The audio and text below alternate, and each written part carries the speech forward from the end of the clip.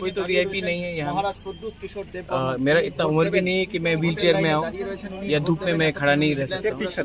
ये मैंने हर assembly election में ऐसे ही किया है, लोकसभा में ऐसा किया है, यहाँ में भी मैं लाइन में खड़ा होकर वोटिंग कर रहा हूँ, मुझे कोई फर्क नहीं पड़ता।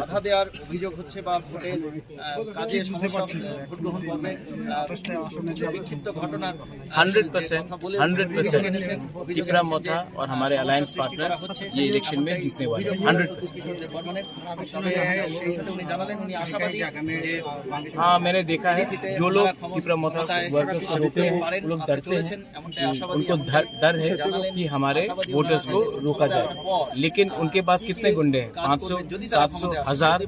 हमारे पास 6 लाख वोटर्स, 6.5 लाख वोटर्स है। वो 6.5 लाख वोटर्स को 1000 गुंडे लोग नहीं रोक सके।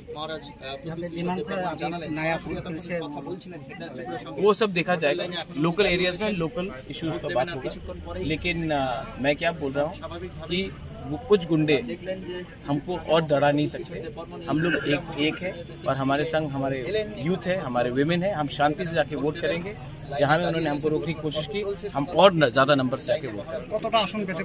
28 में हम लोग सब 28 में हमने कैंडिडेट्स दिया है विद आईएनपीटी टू विन ओनली।